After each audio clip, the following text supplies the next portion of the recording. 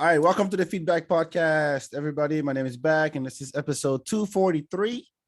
And as you probably heard from the previous episode, because we did a little preview, is I had my friend Pat Bernard here, and it was his second appearance on the podcast, and he's like, "Who else has been on more?" And I'm like, "Jon Stringer has actually coming. He's coming back tomorrow."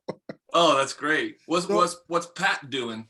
I don't know him, but I want to know. What's he? Oh, he's a comedian. Okay. I've been doing just comedians for the past year or so. Awesome. Yeah. Are you? So I saw you got back on stage a little bit. Yes, I have. And I've been in about a month or so. But any reason?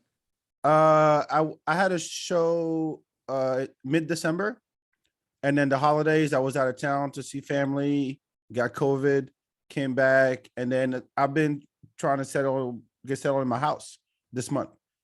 Yeah. That's why I haven't had any settle. The house. Oh, no, settle. I got you. Yeah, settle into my new house. So I haven't done any mics this month. My mom was in town, and I hadn't seen my son in a while. So I'm like every weekend I saw him in January.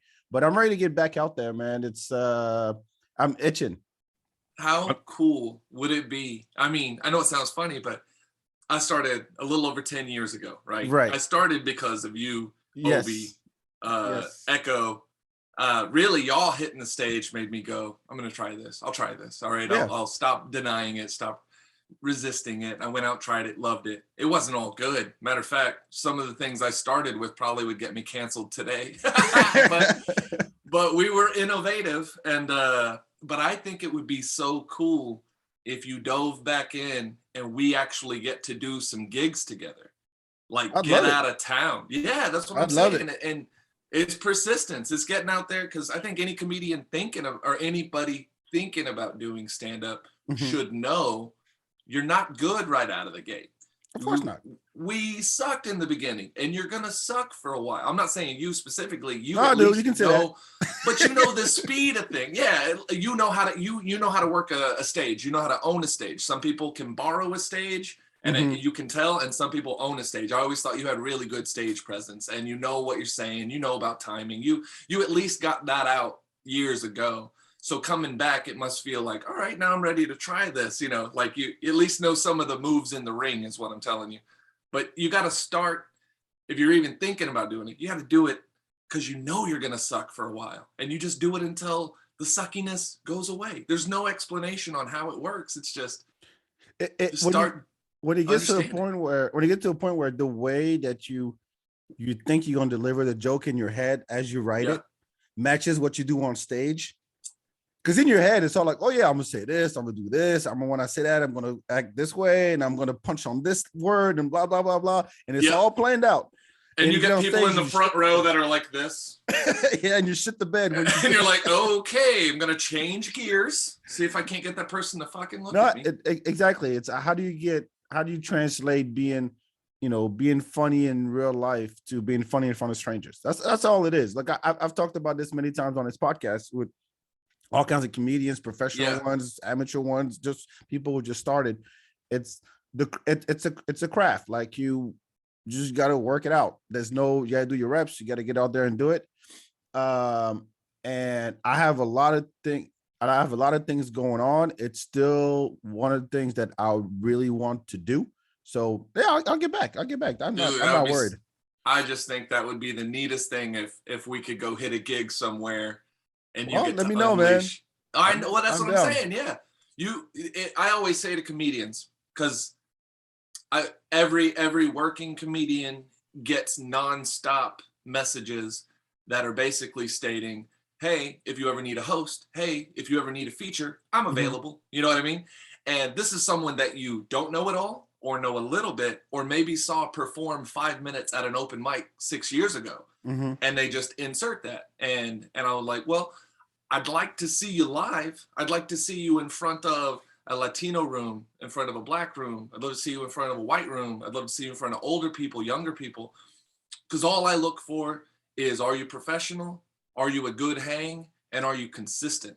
I mean, off stage, are you a good hang? I know it sounds like a small thing. No, but if someone's a jerk, you just don't want to be around them, and you don't want to leave that possibility that they talk to one of your bookers or the club owner, or try to hit on the wait staff. There are all these sort of underlining rules. Just be normal, be consistently funny, and there's a place for you. But when people hit you up and you don't know anything about their comedy, and they're like, hey, if you need a feature, I'm like, I'm not at a place where people are like, oh, John, are you bringing a feature with you? I'm not at that level. Like Right. some comics get to bring comics with them everywhere that they go, trusted names and such. For me, I can trust me. And then it's only those people I've seen perform in all different circumstances, full rooms, small rooms with 3 people in it, not paying attention. And I need to see you get the job done or at least not quit. Because some of the funniest people I know, when they have a bad show, they quit and then they go in on the audience. They start attacking them, and I'm like, yeah, they showed up. That's their job. Like, nah. I don't want to say it's never the audience's fault, because there are some assholes out there who still think that they're owed, the laugh, and they're performing just to them. And it's all about them. Fuck those people. No, I mean, I'll say it. I can't stand. That's real. And you know what? I've been very unlucky. Because I'm a comedy fan first. I always say that I'm a comedy fan first, and every time I go to a show, I always end up sitting near one of those people. The dude who's gonna yell at the comedian, the girl who's just bitching, who's talking with her friends, who's on her phone, and it's always like within 5 seats of me. I've gone to see so many comics, and it's like, and I'm just sitting there, and I'm careful about who I go to. I mean, who I go with when I go to a comedy show, because you have those friends that they don't know what the hell. You gotta shut that shit down. Oh, if they're at your table, you look at them like, I will strangle you in front of all these people. Shut the fuck up. I know. Seriously. I've had friends.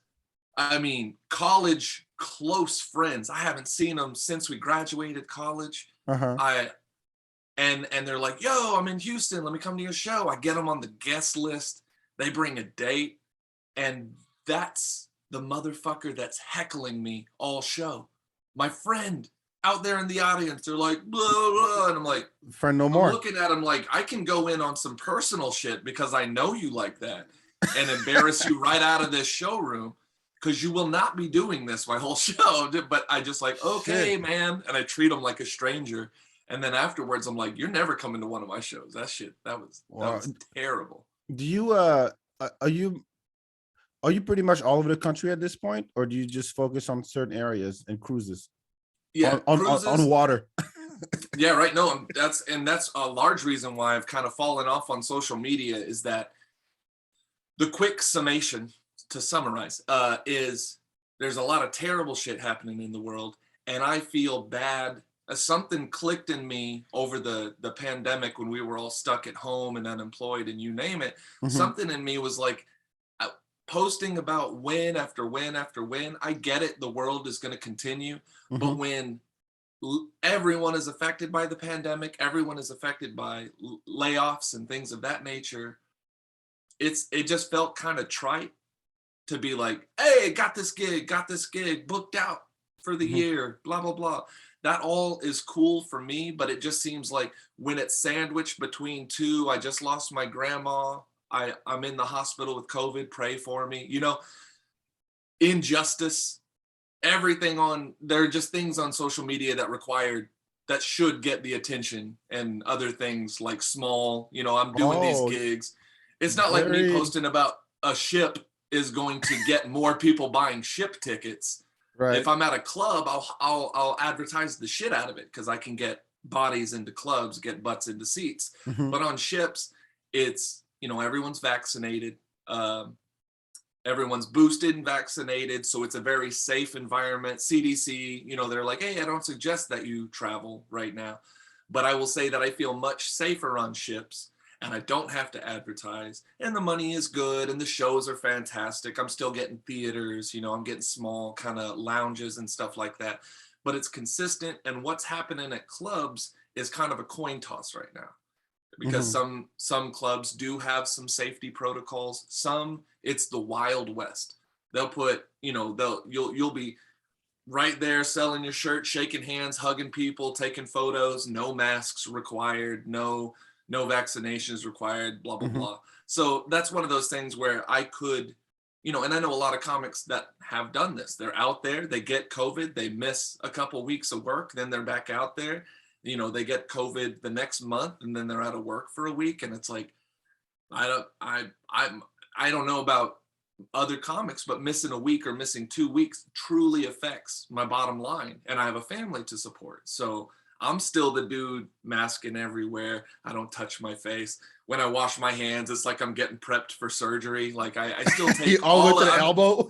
Yeah, I'm such a Boy Scout when it comes to that, out of protection for my family, that when I do come home from an airport or a ship, that sort of thing, that I'm not infecting anybody, that I myself am not getting sick, keep the social distancing up. And on ships, they really allow that to take place. At clubs, all bets are off. Is just right. What I'm They can do whatever they want. But I still have.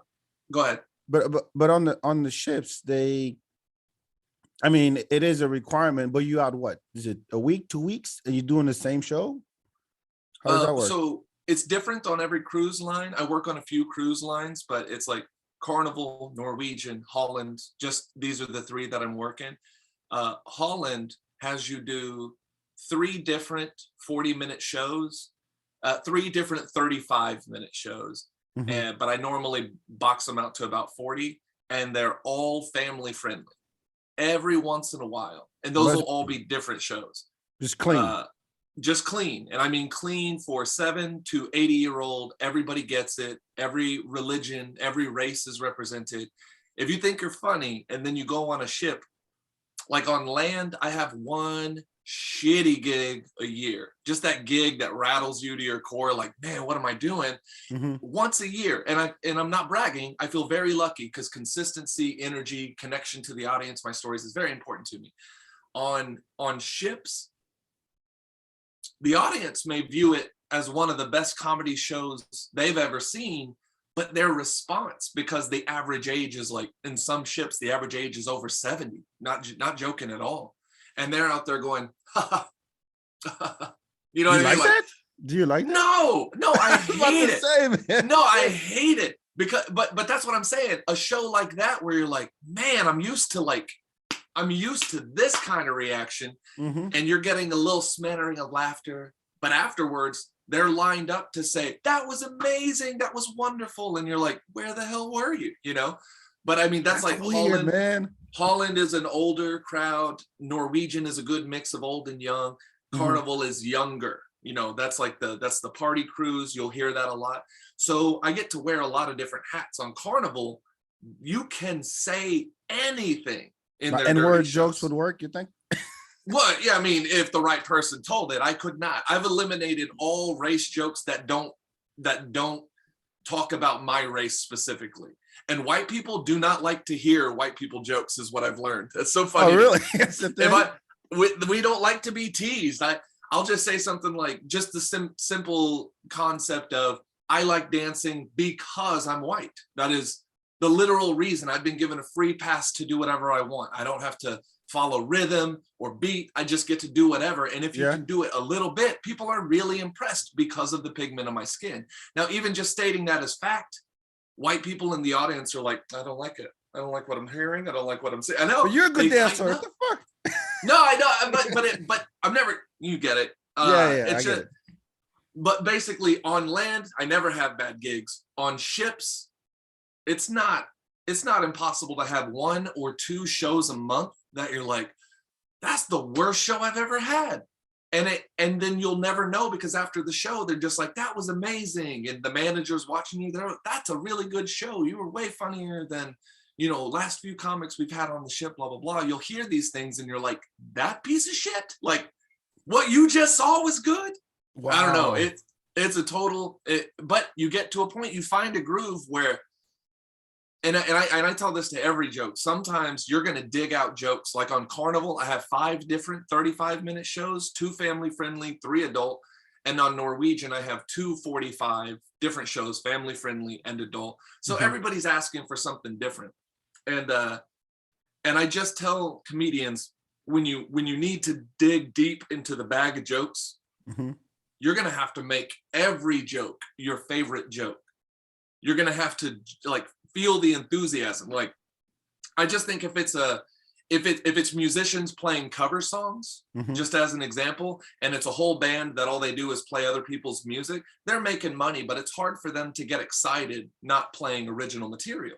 But before you go on stage, you need to convince yourself that every song you're playing is your favorite song, because that's the way you get an audience into it. That's the way you get them to lean in and have a good time. So if you're like, I don't really like this joke, you've got to, in your mind, convert that to every word that's about to exit your mouth is the most hilarious thing. It's the funniest thing that's ever happened to you. And you got to tell this story with the enthusiasm like it happened 10 minutes ago. And then the audience gets behind it.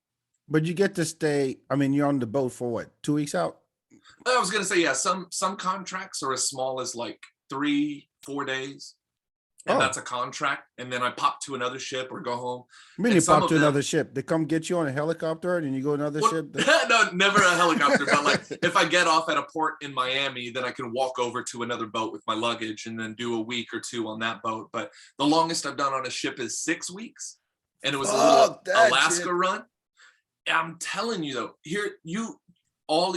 the food is outstanding and available 24/7. Well, yeah, I mean, it's not the full access. I'm not like fit, but there was a moment where I was getting like fit for like I was hitting the gym every single morning. I was eating right. You can develop really healthy habits on a ship. So if you're going to be there for 4 weeks, you're like, all right, I got a free gym membership for 4 weeks. I've got food made for me, and your room's clean every day. It's like living at a resort for a month or a month. Yes, a resort on water. That's what it is. Exactly. And you're stuck with these people, and you're at the buffet, and then you just saw them last night, and you feel like you bombed, but you feel like shit. And no, like, that's the thing. Really funny, but you know. I don't have a lot of bad shows. Like I said, I normally have about 1 a month on ships that I wish I could have back. And even in those situations, people come up and they're like, that was great. I'm like, it didn't feel great, you know? But yeah, in those instances that you start off on a terrible show, then it feels like you're stuck with the audience for a week. That's what I mean. They just look at you like, hey, we saw your show. And they don't tell you how they felt about it. We saw you. Bye. Well, not just that. It's like you're stuck with that audience for however many days. And you just, it's not like you go to, I don't know, you go to Kansas City, do a show there, then you take off. Like you never see these people again. Out. Exactly. Yeah, you never see them again probably. But now you're at the gym, you're at the restaurant, you're at the buffet, you're at the club or whatever's going on. Everybody wants to talk to you. Everybody wants to stop. They want to sit down at your lunch table and be like, sorry, I don't want to bother you. And then the next thing they do is bother you. Yes. But ask you for a joke. Yes. Or tell you one. They're like, you can use this in your little skit. And it's never a joke that you can use. It's straight out of a book. It's an absolute ripoff, whatever. But where I used to and still do, I still do sometimes lose patience with those people. For the most part, I can see that they're trying to be nice. They're trying to tell you how much you impacted their day. Like, oh, I really needed to laugh. It's been a really hard year, yada, yada. Right. And so I can tell it's coming from a very sweet place. No one ever, I mean, it's very, very rare that someone comes up to tell you, to critique you, or to legitimately like bother you. Most of the time, they're just like, we thought you were hilarious. We can't wait to see your next show. I'll let you have your lunch, and then they take off. But sometimes there are people that come up, and I'll be sitting with another comedian, because on some ships, you're booked with another comedian or multiple comedians. And they'll be like, you were hilarious. We liked you better than him. And I'm like, yo, you can't. Right there? He's right there? I'm like, you never, like, there's no manners in your whole life. No one taught you what you should and should not say. Oh, and I'll be like, that's inappropriate. Like, whether you did or didn't, you don't have to share that with us. Like, the first thing you should know about an artist is we're super sensitive. We may act like we have a thick skin, but if someone looked at you and said, you were great, and then looked at your buddy and said, we didn't like you as much, it's like, you didn't have to say that shit at all. You could have just kept walking. So some people are just ballsy or don't know any better. Some of these people have never seen comedy. Like I was saying, like never? No, hold on. Never been to a live stand-up show in their life. There are big They segments. just happen. They just happen to be on the boat where there happens to be comedy, and they walked into that room. There's comedy on every boat now. Every single Sure, I'm cruise sure line. there is. Yeah, because there's very few moving parts, and it often becomes the favorite of all entertainment. Because music is great, but you're usually hearing cover songs. You don't go on boats to listen to bands play original music. Right. You can go see the singers and dancers do musicals, but they're obviously musicals that exist and you've seen in some capacity or basically know it. Dueling pianos, cover music. So sometimes when you just want to see something completely fresh and often spontaneous, because you've got this idea of what you want to say, Mhm. but the ability to go off track now, I'm not saying I'm great at crowd work, but 10 years in, it's really fun to catch someone laughing harder, silly, hitting their husband in the shoulder 35 times during your set. And you're like, what's going on over here? Why are you abusing your husband in front of me? Is he guilty of all this? And I can have a really good conversation. So, but you said earlier what our job is as comedians. I wanted to add something to that. It's not it. I want to say a large part of it is taking what is funny up here. When we think of something, we're like, that's hilarious. It's often not hilarious to anyone but you. Yeah. And our real job where the work comes in is taking that idea, because you're talking about writing it out, how it's going to go, how it should go. Thinking about it too. Finding a way to make it funny is one thing. Finding a way to make it funny for as many people as possible without losing your artistic integrity. Before it's so watered down, you can't even taste the Kool-Aid anymore. It's like you want to bring everyone into your thought bubble. You want to be like, listen, here's how I stumbled upon this idea. And that is it's being as inclusive as possible, translating this for the 80-year-old who lives in South Africa or the 13-year-old that lives in Kentucky. I need y'all all to be on board. Well, it depends. I think that everybody, there's two schools of thought, right? There's I want to find the ultimate joke that will work regardless of who's in front of me. Right. And then there's I have my audience. I was going to stick to these guys, and which is fine. Which is fine. When I look at I'm trying to think of somebody who has a dedicated Joe Coy. Right. Love the guy. I think it's funny, but it's like, yeah, his audience is all Filipinos and the Asian people. Like it's black people wouldn't. Yeah. It doesn't resonate with me. And all power to him. If I look at I'm trying to think of another guy who has a really like hardcore. Well, actually, no. I was Fluffy. Yeah, Gabriel. Yeah, Gabriel Iglesias. Yeah, same thing. And I'm like, not knocking those are two legitimate superstars, right, within comedy. And when you find your audience, then you can cater to your audience. Most people on the rise or trying to develop or come up, you're writing for as many people as possible because your job is to get the job done regardless of the demographic. Because 9 out of 10 times, these people are not even here to see you. They showed up to this club because it was something to do. It was a date night. Exactly. So totally get it. If until I find my audience, I would say that things are going to be a little bit more evenly spread. And then when, hopefully someday this group of, 1 million people, they just like my shit so much, then I can get into the more personal, how I was raised, talk about my parents, yada, yada, because that's not going to hit with everybody. You know what I mean? Like, I can turn tragedy into comedy easy, but we all have our backstory, and my backstory to a general audience might not be that appealing. If you're seeing comedy for the first time, you might not want to be, like, oh, both my parents were addicted to this drug and we never really saw them, that sort of thing. They'll be like, this is not funny, So for me, my own personal, it's not that I don't write that stuff. It's that I'm not going to drop those heavier, maybe more challenging topics to make funny on an audience that doesn't know who the fuck I am. Now, if they know who you are, if it's Dave Chappelle, if it's Louis C.K., you're walking in to see their deepest, darkest thoughts. You want to hear the Have you seen the last one? The latest Yeah. Louis. Oh Sorry. no, not the latest Louis. I saw the Oh, it's latest really good. I Chappelle. just watched it last night. It's pretty good. What's the title of it? Sorry. On stage, there's a big, huge letters that just says sorry. Does Because he that was it. cover? Huh? Does he cover everything he needs to cover? Yeah. That's good. I mean, it's typical Louis. And I was watching with a friend. She was like, "Wow, did you just say that?" I'm like, "Do you know who this guy is?" That's what this kind of material he does. I mean, he has a whole 10 minutes on pedophile. Why That's not? funny. Why Why not? If not? you make it funny, why not? Like Dude. I'll always say, Patrice O'Neill said that you can't, a bad joke and a good joke come from the same place, and you can't knock the attempt at a joke. No. It can land, it can not land, but someone trying, he's just trying. Right. That's all it is. That's That really all. I feel like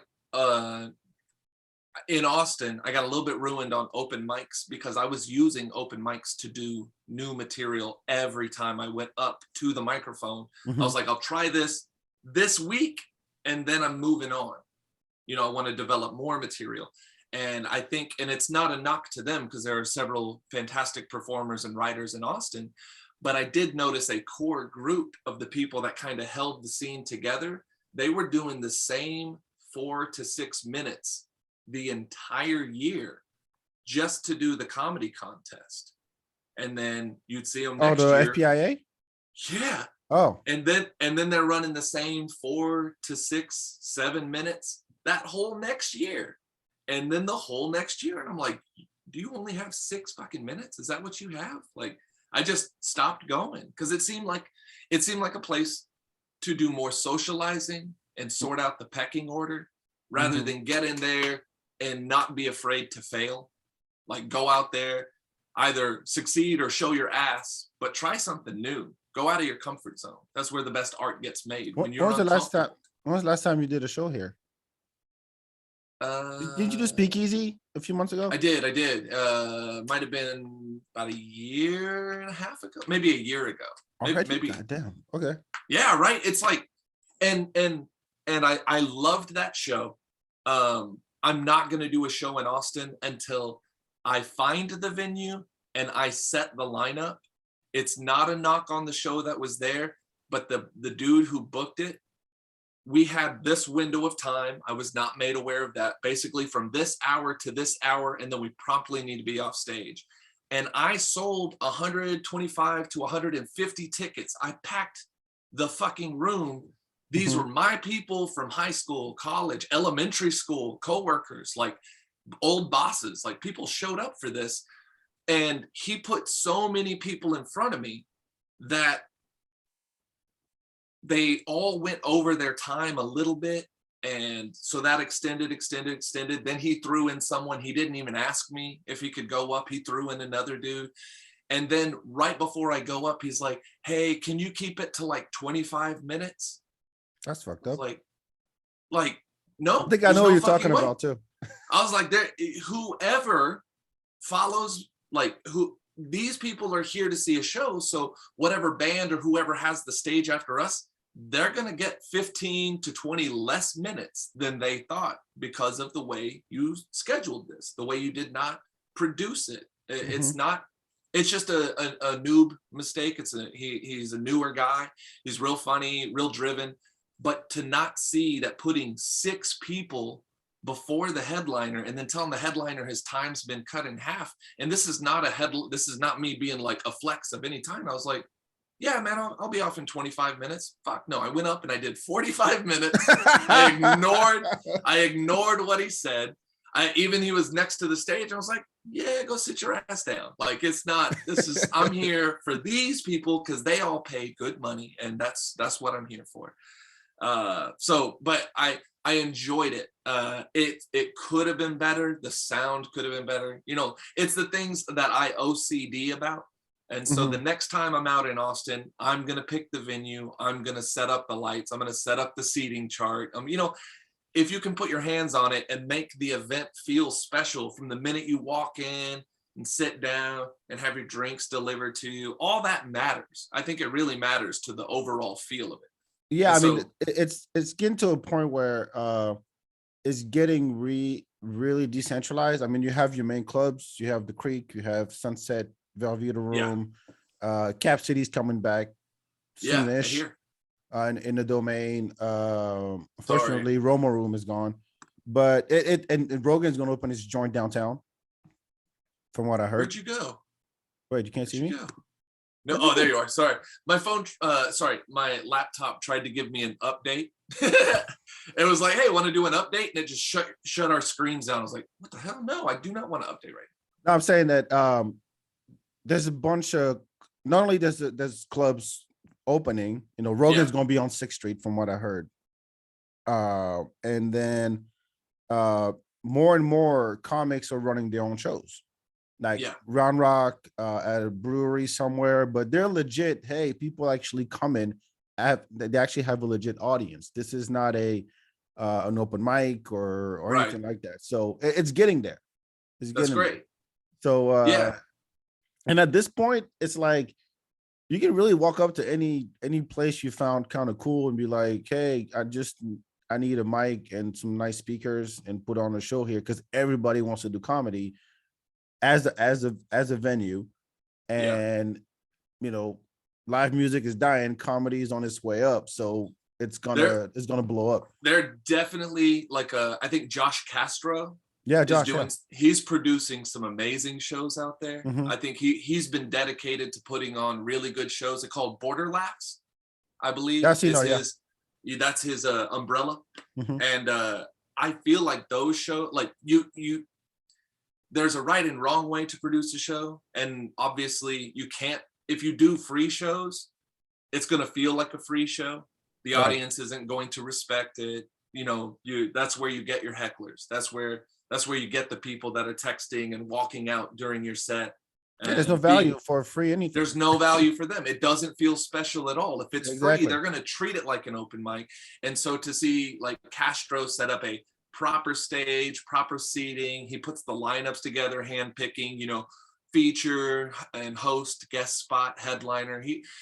I like the care and focus that goes in to organizing those shows.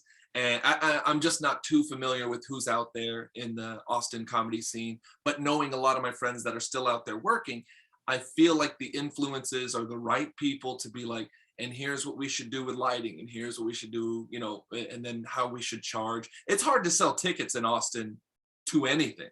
That's true. Because People for last every, yeah, like if you're selling $10, I don't know, $10 tickets sounds so stupid to me, because you get the $10 crowd, and but to attempt to sell a $10 ticket to an independent comedy show in Austin is next to impossible, unless you're just like, it's so funny that unless you're a known name, that's right. really hard to do. And then it's still only $10. You're asking people to break off a 20 to get 2 people in. And it's like, but there's this free, amazing concert 2 blocks away. I think I'll go to that. I think I'll do that instead. That's what pretty much killed the music scene, is that there were way too many free shows. They're like, I got a whole band to pay. How do I do that? If you don't want this free gig to be on this beautiful stage, I've got 100 more bands to call. Your choice. Exactly. You know what I mean? And then people are saying, yeah. And it's the same thing with comedians. If I say no to, I don't know, I'm not calling this like bullshit pay, but often bars will be like, I'll pay you 200, 300. And that has to cover the host, feature, and headline. And there are newer comics that are like, that sounds amazing. Because I remember the first time I made $25 for 25 minutes. And I thought that was the coolest night of my life. But now just thinking about it, in retrospect, hindsight, 10 years later, awful. That's awful. No one should do what we do to create the craft. It's a rare skill set. And I'm not saying it's impossible, but musicians and dancers, they look at comedy, they're like, I could never do that. I'm like, yeah, it is a pretty cool skill set. And so to hear $300 to get 3 comics to do an hour and a half to 2 hours of material, I'd just be like, yeah, you're robbing people. And they were doing that with live music. They're like free to $300, and you guys split it up amongst the 5 of you. It's like, that's not even worth packing up and unpacking my speakers and cords and pedals, and what are you doing? So comedy is just fewer moving parts. I think, comics who pricing is all individual, because I give this type of advice to younger comics, and it isn't applicable to everybody, because you can't be told when you level up and when your price goes up. It's an internal thing when you feel like the product you're presenting is easily worth that. Like, as far as like clean comedy, nothing that anybody who knows me would think that I would be into clean comedy. But I remember seeing comedy when I was way too young to see it. I was like 8 or 9. I was downtown in Austin. My family were at a restaurant, and the restaurant goes from a restaurant to, it's like 9:30, and they start setting up an open mic over here on a small stage. What and was a that? comedian, I don't remember what it was called. Not Jazz. It could have been Jazz, which was a restaurant downtown in Austin a long time ago. I don't even think it exists anymore. I think it's called Jazz. That's fine. But a comedian came over to our table because they noticed there was a kid at the table, and they said, we're going to have an open mic and there will be adult material. We just wanted to warn you. But I was raised with Pryor, Red Fox, Carlin, Robin Williams albums, records. And so I've heard everything. And my dad quickly dispelled any problem. He's like, no, my son, we listen to comedy together. And so I got to, as a young man, I got to see live comedy, and it changed my life forever. It felt like a peek behind the adult curtain, like, this is what you guys talk about? You can just say and do anything? It was crazy. I had seen and heard specials, but to see it live impacted me in a way they might not ever understand. And so I took that to heart when I started doing clean comedy, and I started seeing, 6-year-olds to 12-year-olds sitting in the front row. I'm like, I want to be more inclusive, because if I am their first exposure to stand up, and same with older people, like people in their 70s, how often do they get to see live stand-up comedy? So in my own head, I'm like, I have this rare opportunity to impact people who have never seen or don't get the opportunity to see. So why not be inclusive? Why not get excited about that? Hit the jokes just as hard as if it was a packed nightclub with my ideal demographic. Treat it like my ideal demographic. So clean comedy, going back to the pricing thing, clean, family-friendly comedy that crushes. There aren't many comedians in this state, or really countrywide, that can do it and do it really well. I do weddings, you know what I mean? Like, there are things that you would never consider stand-up. But you're not that guy though. And correct me if I'm wrong. I don't know, I haven't seen you in a long time. No. But like, there was a switch when you're like, you know what? I could do, dirty jokes, but if I want to be successful, whatever that means to you, and I want to, like you said, I want to bring that inclusive, I want to appeal to, as I want to cast the widest net ever, for my jokes, I need to switch to clean. That was a conscious decision? Well, don't get me wrong. I have, an hour, 2 hours of dirty and close to 2 hours of clean now. Oh, okay. So I do both. And every ship allows me, other than Holland, sometimes Holland will ask for a dirty show, but what they mean is like soft R, which I don't even know what that means, but it's like play in the dirty space, but don't be like, fuck, motherfucker, cunt, dick. Don't, your rating for this podcast is about to shoot up to XX. It's the things that they don't want repetitive, but if you slip a shit in an ass, that's okay on Holland. But on Carnival, I can do any joke that I want. On Norwegian, when they give me an adult show, I go adult. You know what I mean? I lean in completely. You've seen it. You know what I'm capable of as far as the dirty goes. It's always easy to write dirty. I just started looking through a different pairs of eyes. So I wouldn't call myself a clean comedian, but as far as clean shows go, I would say I'm a good option for those special corporate events. I did a retirement community. And how's that? no part of me ever wanted to go to an active retirement community. You know what I mean? It was out Hilton Head in South Carolina. Uh-huh. And my agent was just like, hey, I got this gig. It's an active retirement community. And in my heart, I was like, yeah, I don't want to do that at all. They're paying $1,000. Okay, let's make these old folks laugh. Dude, it was the price I he told me. I was like, yeah, I'd love to do that show. No and so shit. then I got to do back-to-back shows. They were amazing. They were all over 55, but they were rowdy. They were drinking. Every race, every religion represented. And it felt great to go out and give them 60 minutes. And that's the thing about my clean comedy. You wouldn't know that it was clean. But if someone afterwards was like, I love that he did that without being vulgar or cursing, they'd go, you're right. He didn't do that. So like you don't know you're watching dirty. Like sometimes I'll do it at a club just for fun. My host will be dirty. My feature will be dirty. The guest spot will be dirty. And I'll go out and break off 45 minutes to 50 minutes of family-friendly material, have them rolling, and they will never even realize they're watching a clean show.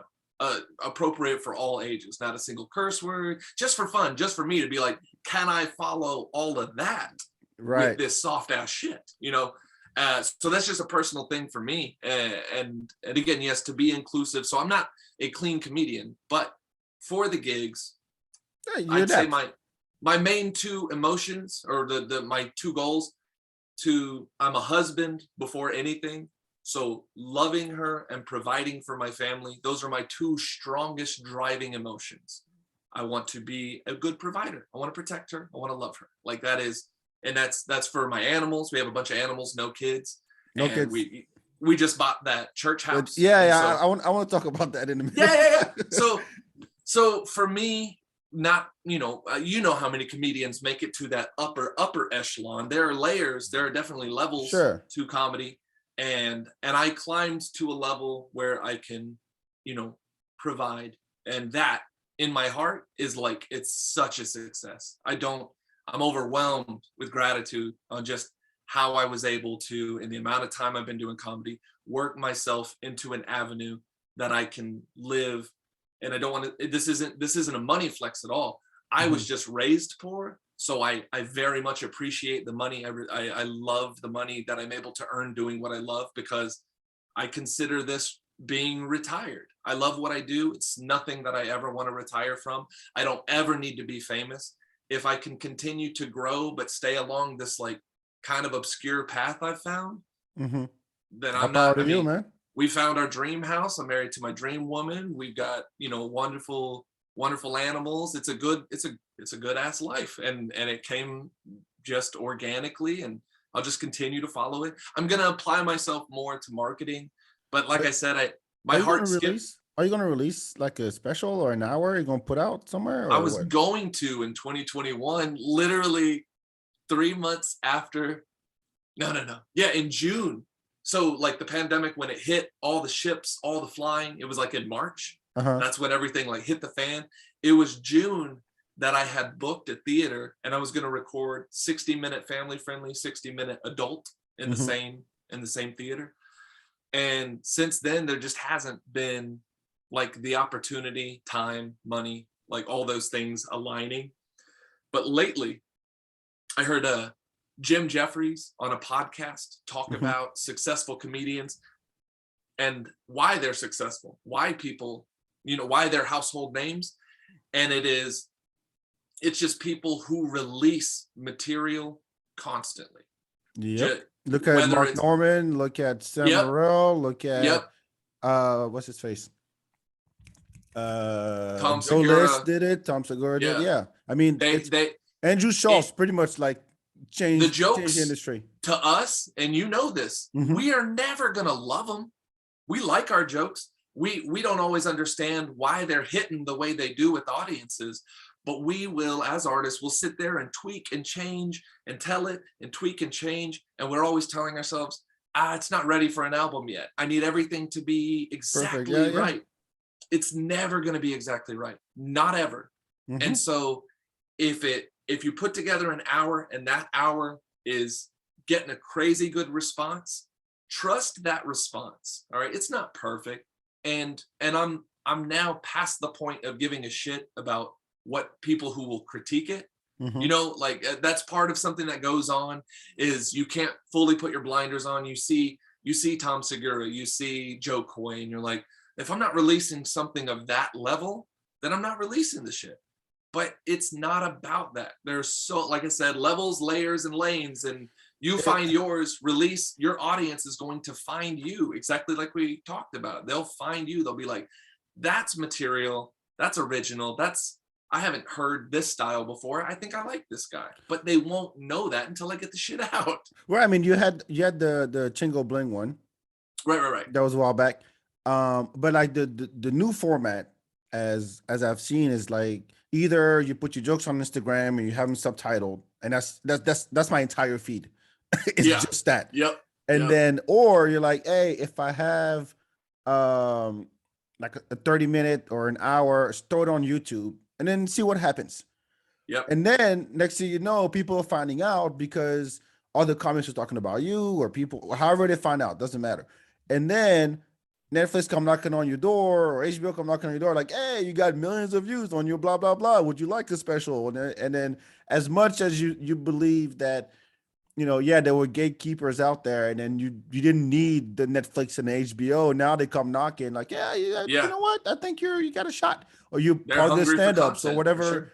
whatever other show they put out. 'Cause there's who was it? Because now the big artists are producing the younger artists specials. So Yeah. like Tiffany Haddish will say, "Hey, I'm gonna have Godfrey and Tony Woods and all these other guys, and I'm doing it. This is not Netflix coming and saying, "Hey, I need you to put out an hour." It's I'm a comic. I want to give back, and here are the people that I think are funny. So I'm gonna I put like them that on. format. Yeah, I like that too. Yeah. Louis C.K. back in the day producing his own album out of the Beacon Theater. He produced it, released it, sold it independently, and On his made website, yeah. more. Yeah, made more $5. than he ever had from any other release, any other contract. And I thought, you know, that is if you can afford it, that is the format. And that was the money that I had saved up to record those two specials back in June of 2021, what it was going to cost to film from 4 cameras, to film my clean one twice, film my dirty one twice, edited, sizzle reel, little advertisement releases, all that. And I was looking at a total of well over 20,000, and I have never spent that money, like that level of money, on anything. So we had saved up that amount of money. Then the pandemic hit, and we used that money to basically stay afloat over the pandemic, to hit all our bills and car payments, stuff like that. So I just watched everything that we had saved kind of go towards that. And now I'm just like, the only asset artists have, and this was explained to me, Warren B. Hall, he's an amazing comedian, but people often think of their assets as their cars, their house, and if you have any money in stocks, that sort of thing. These are only investments if you're willing to part with them. So your house is only an asset if you're willing to sell and walk away from it. Then it becomes tangible money to you. Otherwise, you're living in it. The shit's being used. It's not really an asset. So the only asset that artists genuinely have is our material, is our art. So get as much of it out there as possible and develop passive streams of income.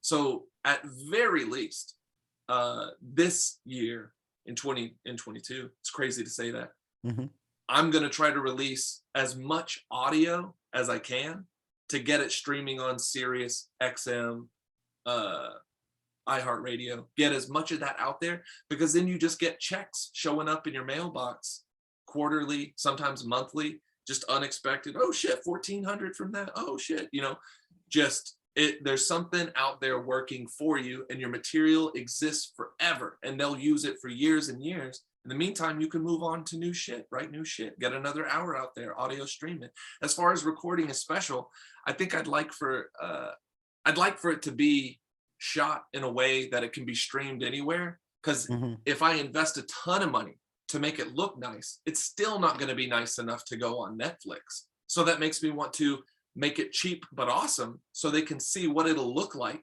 And then you'd be like, this is what it'll be, but you put your red cam on it, you know, get that professional audio, that floating camera above me. Right. I don't want to pay.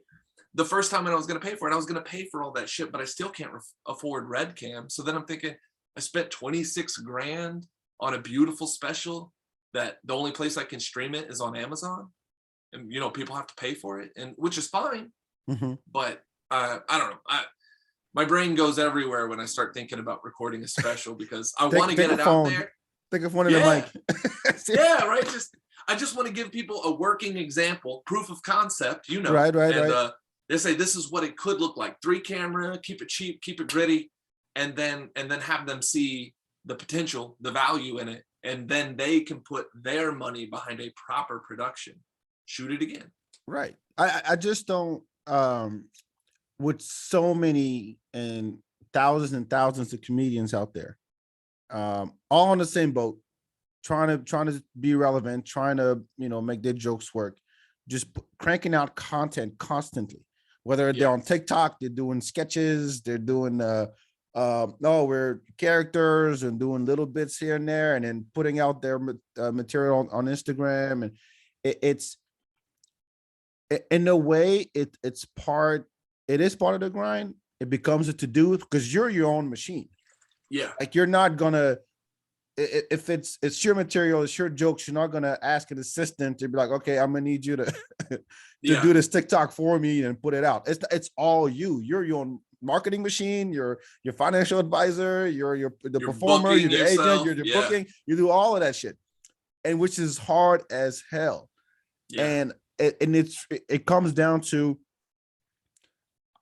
how much time do you have to dedicate to doing all these little things outside of this. You know what? I'm a comic. My funny will speak for itself. I'm gonna go out and do shows. When I have shows, I'll put out the flyer or whatever, and I'll just show up and do my thing. And if you like me, you'll follow me. But doing all the other stuff, it's a lot to handle. It is. I've never made comedy my 9 to 5. If I treated this like a full-time job, I would get the results that we all desire. Some people have that drive, discipline, and focus to wake up and be like, gonna send a tweet, and then I don't know why I'm doing this. Few people touch the keyboards anymore, but you mean I'm gonna send it too with my thumbs? Tweet. Good, they're gonna love it. No, but there are so many avenues of social media, and you would literally have to take that one post, find the different formats, edit it to the correct lengths, color correction, sound correction, put it out. And then you just watch 4 hours of your day vanish. And then you got to go to writing. And then maybe you're taking acting classes, voice classes. That's a lot of different ways to sharpen the tools you already have as a performer. But if you treat it like a 9 to 5, you're going to see results. That's true at any job. If you're selling cars and you put in those extra hours and you teach yourself up, get learned on all the new products hitting the floor, that sort of thing, you're going to succeed. And I find that comics, once we get a little bit of opportunity and we're out there working, it's real easy to like downshift and relax and drive slower. Where I felt like this is when I would go into overdrive and be like, oh, I got all this stuff I could be doing. It's not so. Like I said, I'm a husband. We wear a lot of different hats. You're a husband, you're a father, you're a brother, you're a cousin, you're best friends with a lot of people. And you've got to be this person for all these different people. It's hard to get in your own zone. Those people who can focus on just what they're doing and what's happening within this space, they succeed. They really do. I find myself being extremely distracted, and I've got enough material to continue going out on ships, cruises, clubs these people have never seen me. And like I said, I've got between 3.5 and 4 hours of material. Then I'm not too stressed. It's so terrible. I'm not too stressed or motivated. I'm having a little bit of a lull in my writing, only because if I stop telling the 3.5 hours that I have now, I lose those intimate moments, the little punches between jokes. I don't know how else to describe it, but if you perform an hour and then you just leave it on the shelf for 2, 3, 4 weeks, and then you pull it out again, you lost 15% of your laughs just in those little moments where you know to freeze and give them a facial expression. And it's little things that you only know by repetition. It becomes muscle memory. But I don't know. I mean, you've gone a month without hitting the stage. Your nerves will be back. Oh, you're gonna wonder if you know how to make those jokes work still. Yo, I did that. That happened to me last year because I don't know what it was. Yeah, it was about like I took a month off or whatever. And I shit you not, I went to an open mic and I got the sweats. I got the like the the sweaty. I got the sweaty palms. Yeah. I was like, Yeah. I didn't even drink. I didn't even drink. I pissed 3 times before it was my turn to get. That's literally what I do. Like seriously, I start yawning before I go on stage. I'm still a little bit nervous. Adrenaline's not flooding my brain like it used to, but I still get a little nervous on a new ship in a new city, new state. You know, I'm still like, I hope my shit works here. But I pee like back to back to back until they call my name. I don't need to. I don't need to. It's just like all of a sudden I have to. And when you're up there, you don't think about it once. 1 month off.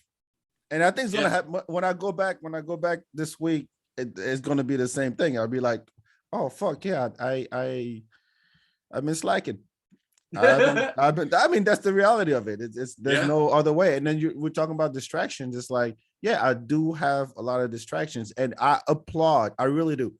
I applaud, and I have a lot of respect for people who just like, "Yo, this is what I'm doing, and that's all I'm doing." Like, I love those nothing people. Else. And I seriously, I'm turning 40 next month. Yeah, I'm 40, so I beat you there just by a little bit, but that peeing thing will become more regular, and it won't be because of performance. I pee with a suspense now. I'm like, am I done yet? I don't know. If I have to come back 2 minutes later, you'll find out once you've zipped up that you weren't finished.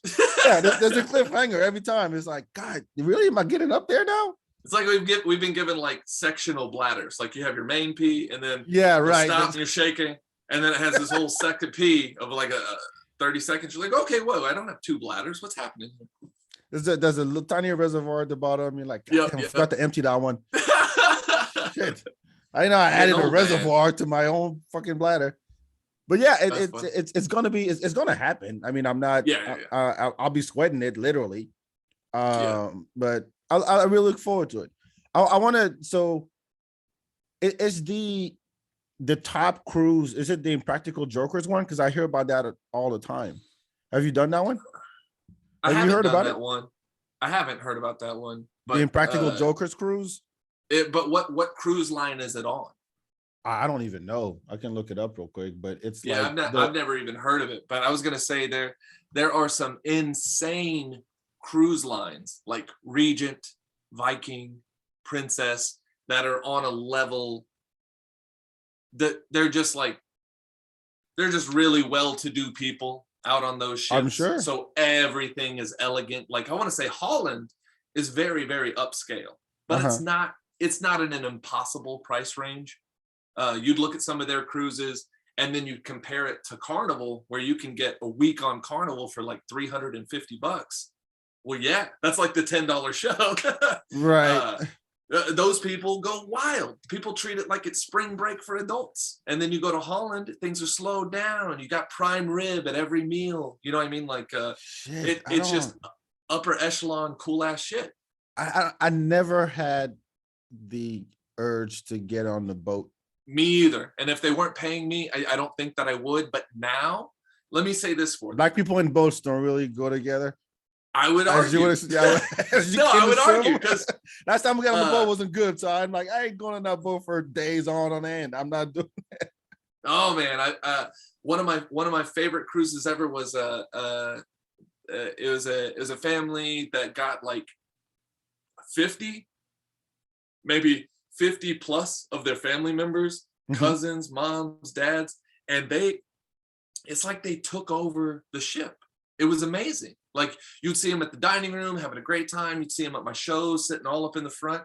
So it's cool to have a group like that with you when you're on these cruises, because where it might be individually uncomfortable to be like, I'm uncomfortable when people lay a napkin on my lap and take all my plates as soon as I'm done with it. It's like everywhere you are on the ship, it's like you have a waiter come up to you and they're like, are you done with that? And they take it. Do you want another one? They'll bring you one. It's like you can get spoiled and weirded out by that stuff, but you got people with you. It feels phenomenal. It's an experience. This is my whole argument. I was telling my wife about it. I never saw the appeal of cruises.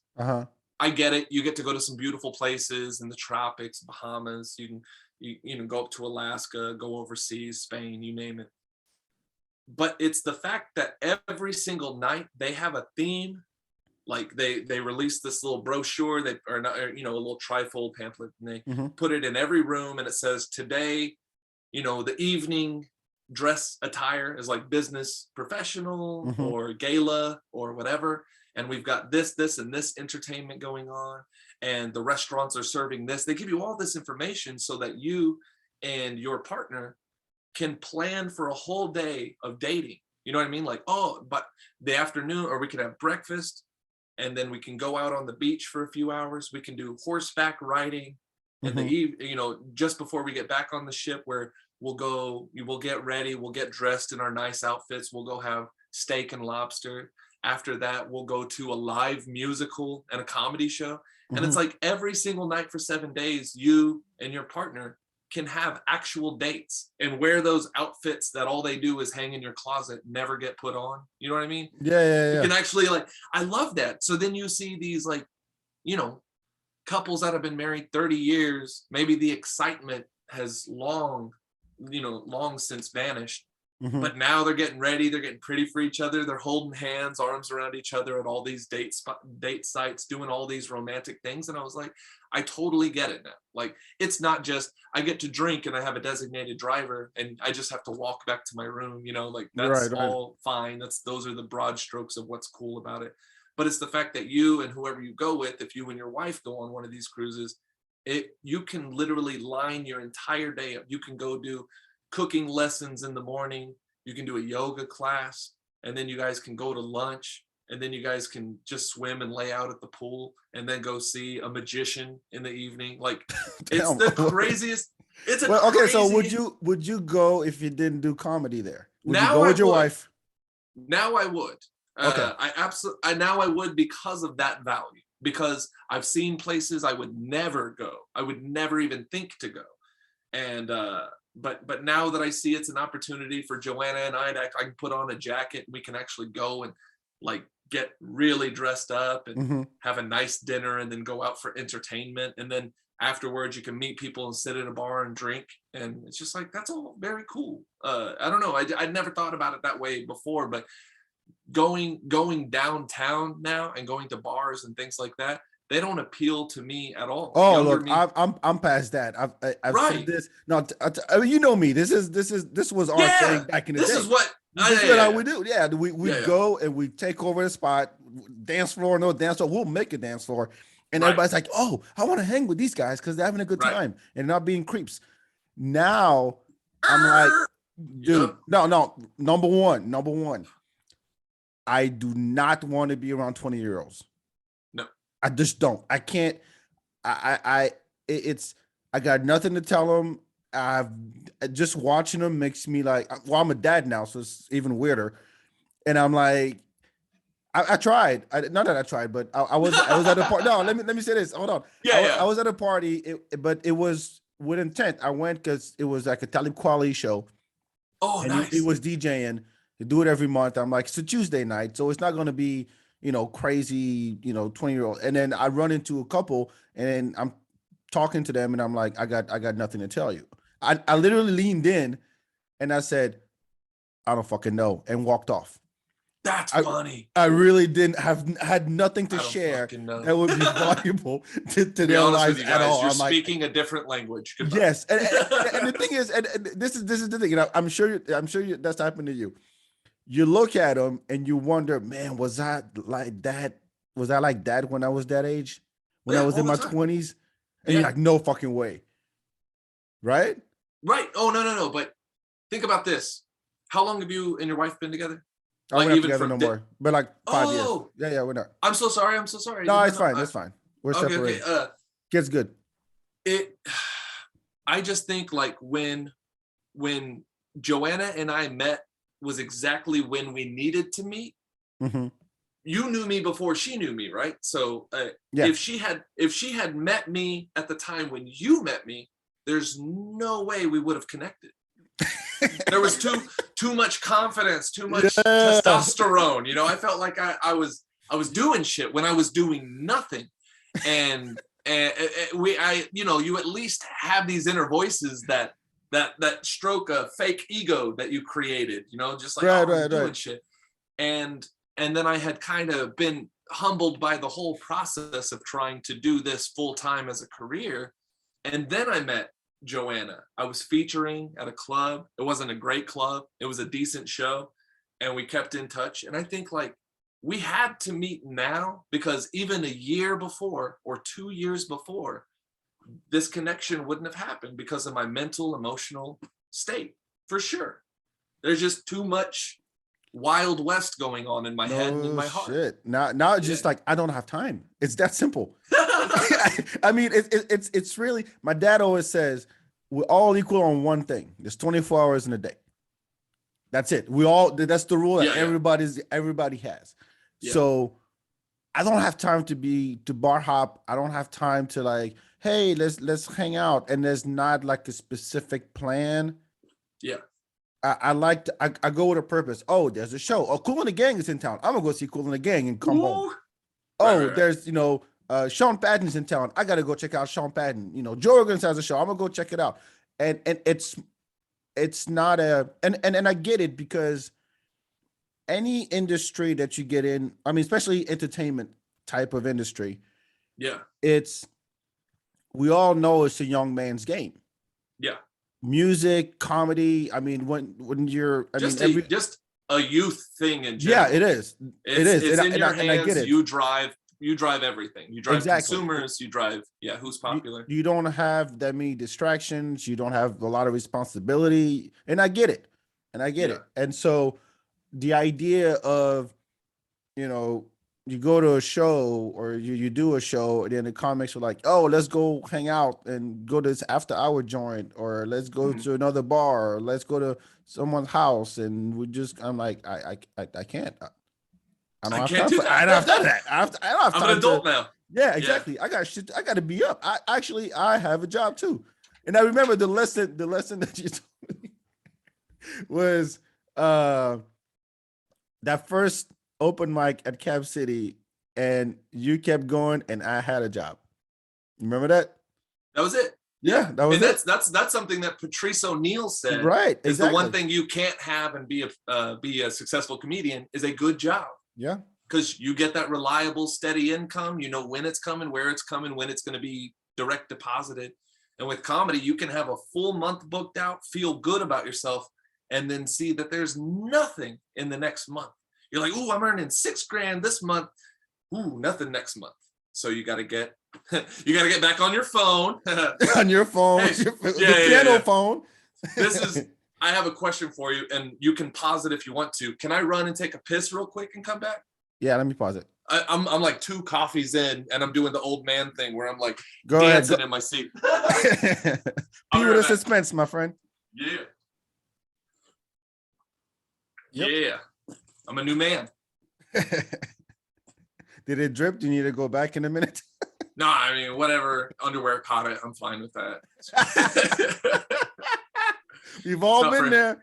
I just lost a gallon of weight. Yeah, man. So lots of coffee. Coffee is my favorite. I forgot what we're talking about now. Shit.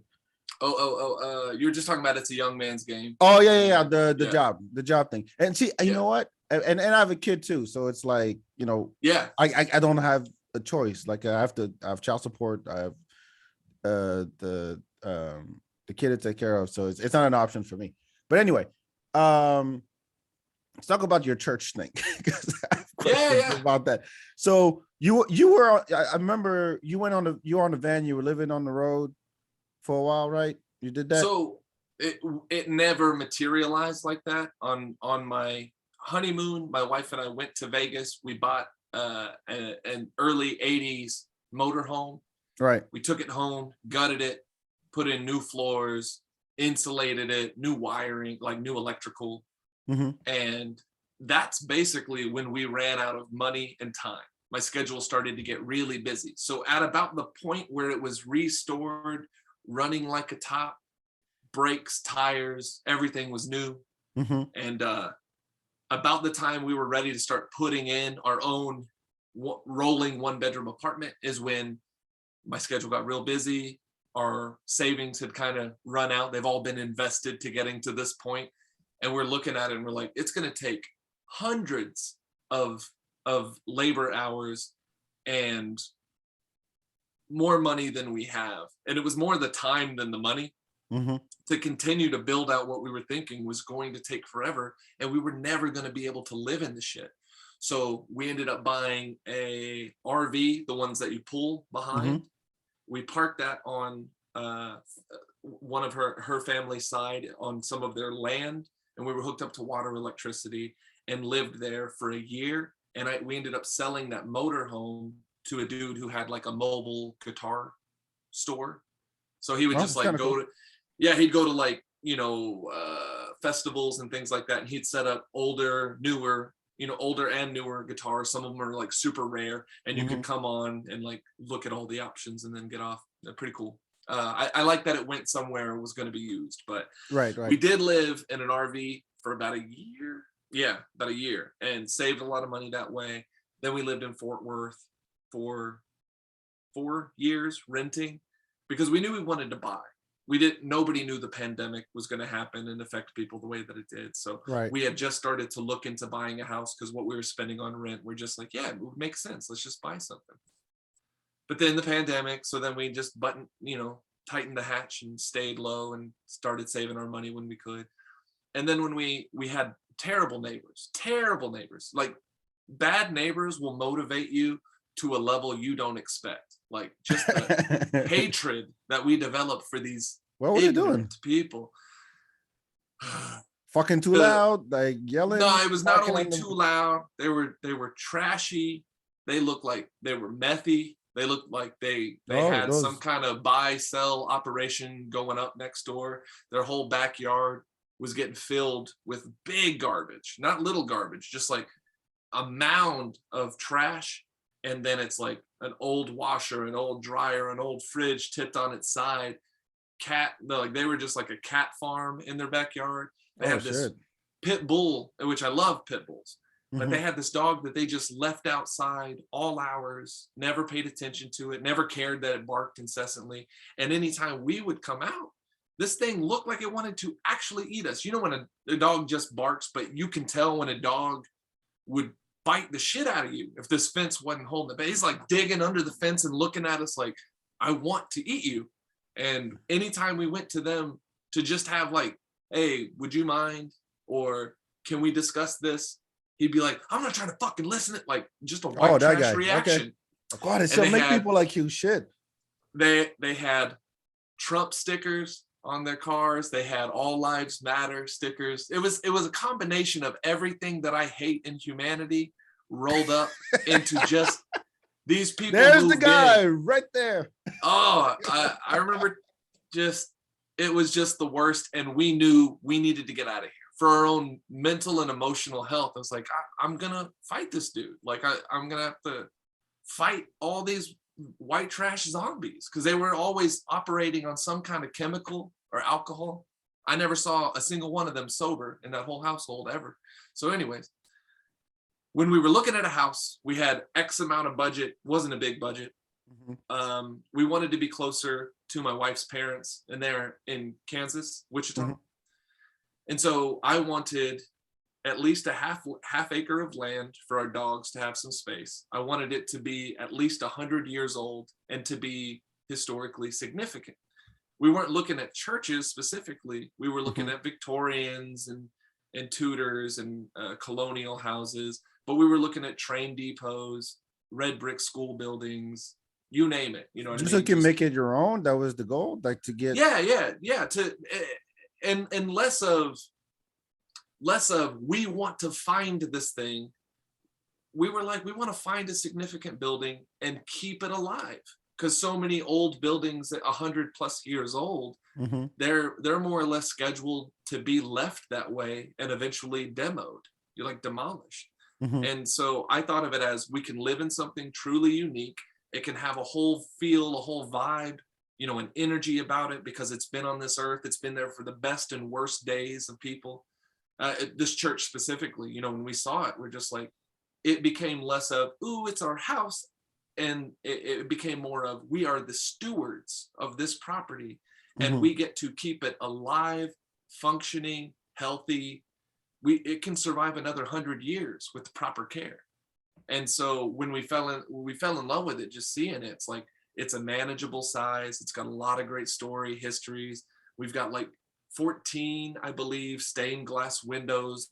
A lot of them are memorial stained glass windows that were built before 1900 that were How put big in is this it? church How specifically. many what's the square footage? I'd say, yeah, I was gonna say the sanctuary is 14 to 1600 square feet, That's a good and size then for two the people, yeah. And yeah, cats yeah, and well, dogs or no, whatever else you got. but then we have a parish hall, like the fellowship hall. Yeah. That was so our original church was built in 1908, and it's basically just your rectangle sanctuary. We have a bell tower that's like 32 feet tall, Mhm. very tall peak in the middle, and then we have a little robe room, and that's kind of like the green room for your pastor, where they go back and put on their robes and You get all prepare. hyped up on Jesus. It's exactly like a green room. And then in 1963, they added the parish hall, and that's where you would like serve cookies and tea and things like that after the service. You know, chicken wings and that sort of thing, right over there. Uh-huh. So that was built in 63, and that's like 40 feet by 30 feet, so 1,200 square feet added there. So between the two, it's a good living space. We're going to leave the 1908 sanctuary structure all original. We're going Mhm. to, you know, restore the floors. We're going to paint the walls, but more or less just keep everything like a time capsule. And all this is a really kind of nerdy but exciting part. My wife and I love collecting antiques. Everything that goes into the turn of the century sanctuary side, Mhm. all of the furniture that's in it, every bit of furniture, art, you name it, is going to be period correct. So Oh. everything that you see in there, you're like, that would have existed, that could have been in here, from couches to tables to mirrors. Everything is going to be turn of the century antiques, pottery, you know, vases. It'll all match the time. Even like light fixtures and stuff, it'll all be appropriate to the time. Over in the Holy shit, 60, man. This is dude, it's so serious. much fun too. I Over I in the bet. 60, on the parish side, since it's mid-century, we're going to make all the furniture and light fixtures be mid-century modern. Mhm. So from the bed, nightstands, you know, the living room set, the old like sectional couch, like it's going to look like the Brady Bunch threw up on that side. And that's what we're going for, is to make it feel like a time capsule. You go from this side to that side, it's just a completely different vibe. I have one question. Yeah. Are you documenting all this? Yes, yeah. I'll throw the link out, but on Instagram, my wife's doing it. So the church is called I'm so sorry. The church has always been since 1908 until October of 2020. Mhm. The pastor passed away from COVID. Terrible. Oh. Sorry. Um, yeah, terrible. But it was Grace Episcopal its entire life. So we're calling the church Grace. That's just her name now. It's not going to function as a church. We might turn it into a wedding venue later. We might turn it into an Airbnb later if we find another Shit, structure that we shoot can your save. thing there. No, I would love to, but it would be cool. But it only seats like 80 to 90. You know what I mean? We'll Eh. see.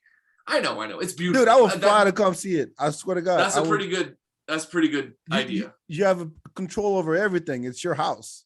Yeah, that's true. You know, And then plenty of that. places to hang lights and such. Yeah, I mean, you'll have it the way you want it. Yeah.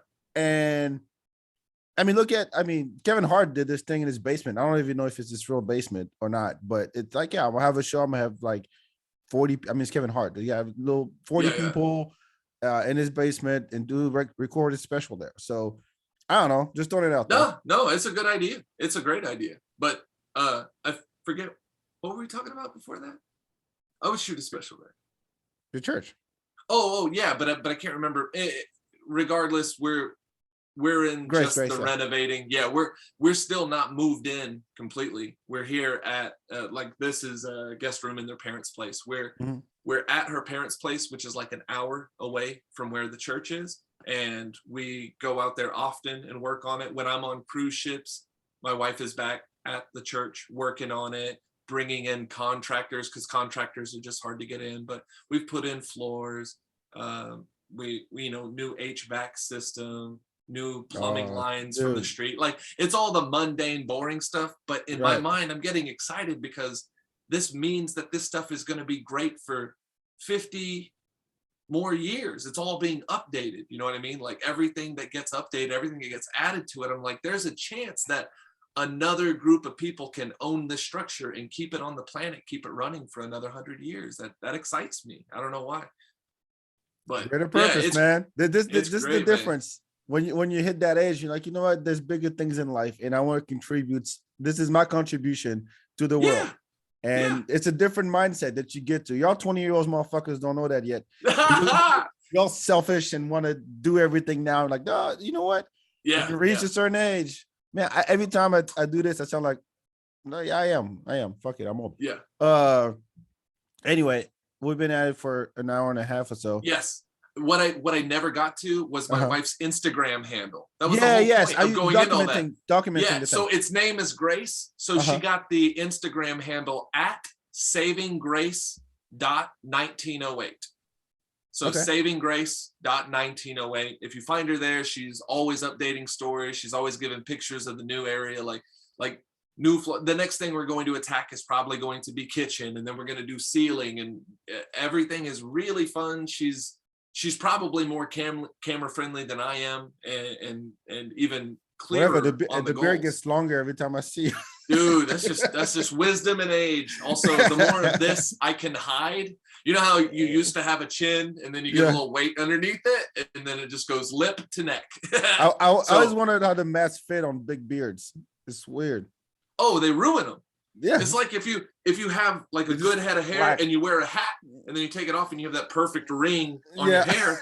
It's the same thing. It looks like I put like a plunger on the front of my face, and then I've got this weird, it's like a wave cap for a beard. So it's just like I've got this big indention and you're just steaming up that portion of your beard for a long time, and then you take it off and it's all wavy and like condensed in this area, and then this is all still bouffant as big as it can be. I tried. I can't do it. No, I can't. I found some that cover the whole masks and they look like big like horse feed bags. It looks like just cut a hole and then make it. Yeah. It looks like Jay Leno. Stick out. Yeah, exactly. Yeah. Dude, it's been great talking to you. And like I said, I appreciate you always having me on your podcast. I love your podcast. I love what you're doing. Like, I'm trying. You're a motivated individual, my friend. Consistency is everything. It is. Whatever you're into. So I'm trying to think of. So that's your dope shit. What's my dope shit? Oh, So I would say, go get Louis CK's new special called Sorry. You go to louisck.com. It's $10, or I think it's like 25, and you get all of his specials or something like that. Wow. It had some kind of bundle deal. Let me recommend, and you can go back and reference this. I'd love for you to look up Warren B. Hall. Mm-hmm. I'd love for you to look up Alvin Williams and Orlando Baxter. Okay. These are just three young, lesser known, but on the come up. I mean, they should be and will eventually become household names. But right now, these are just three individuals. They can work clean, they can work dirty. They know how to craft a joke. But I always like pointing out comics that I have worked with, I've been extremely impressed by. And their material just floors me. Sometimes you work with a comedian that humbles you. Just like, damn, I feel like I don't know anything after watching. Like, if they're not doing it, then what am I doing? Like, why am I even wasting my time? Those are just three humblingly good guys on and off stage. They make difficult topics hilarious, which I always appreciate when a comic can bring up. Warren B. Hall has a perfect one about Black Lives Matter versus All Lives Matter. And he says it in front of groups that you would just be like, oh shit, like you're about to lose the whole audience. And then he just he just plays it just right. And I love he'll those. get huge applause breaks. He makes them think, it's just, those are just 3 up and coming, not well known, but you'll love them if you look them up. So, but I'll look up the Louis C.K. I hadn't heard of him before. I'm just kidding. Yeah, it's dope. I just watched it last night. Very funny as always. John, where can people find you? All that good stuff. It's easy just to go to jonstringer.com, jonstringer.com. All my social media is there. I'd say 2022, I'll get those 2 albums out. Even if they're just audio albums, I will get them out and you will have shit to hear. And other than that, yeah, follow savinggrace.1908 on Instagram to see what my house is doing. HGTV, you're probably going to want to get my wife and I on that shit so we can continue saving old structures, and we're entertaining, and I think we reach a pretty big audience, and it's about like they'll listen to this. Growing these small dying communities. They need a little boost, they need a little attention. That's kind of what we're after, especially with art. I'm always trying to tell an artist, I think we need to be going for quality of life, because I think every comedian, musician, they think I got to move to LA, New York, Chicago. I got to get into that. I got to get into the vein of the industry. And I think go for the happiest, best life that you can. And that's why they invented airports and planes. If you need me for an audition in LA, I'll be there in an hour. You know what I mean? Like, it's not a big deal. I don't have to move my whole life, pay 3 times as much to get less accomplished. So my wife and I, we moved to this town that's sub 2,500 people, and I like it. I like it. It's a simple life. We're a 30-minute drive to a larger city, but it just slows things down. We get more space. We pay less. Don't come back here. Do not come back here. It's getting crazy. I know. It's gotten nuts, man. I love Austin. It's just what was bound to happen. Everybody else discovered its beauty at the same time. It's about fucking time. I mean, it's been in the top 5 best places to live for years. If you're like, oh, they got trees and they got the lake and they got music and people are cool. Oh my God, this is not Texas. I'm gonna live here. All right, now everybody knows. Says everybody. Yep. Everybody knows. But it's all good. It's all good. John, thank you so much. Really appreciate you. Make sure you follow the FeedBak, of course, on every social media. I'm still locked out of Instagram. I can't comment. I can't do stories. I can't put captions on my own posts. It sucks. I didn't do anything. Somebody flagged me. I don't know what the fuck's going on, but I'm still on Instagram in Instagram jail. Okay. I'm sorry. That's weird. So I'll send you a care package. I would live. I will make it through. I can post images, so I'll put all my captions in my images. That's just more of a to do now, because I got to Canva.com and design the shit.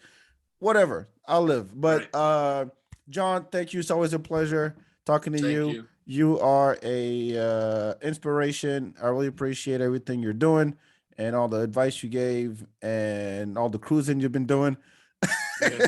Laying low, man. No, it's real, earning, making people laugh, and just being off the radar. I don't know. It's been a weird couple of years as far as comedy goes for me, but I'm grateful. I don't take any stage for granted. After we lost stages for so long, I don't take it for granted. So if you see me, know I'm giving you everything I've got every time I step on stage. It's important to me because you don't know when they can be taken away.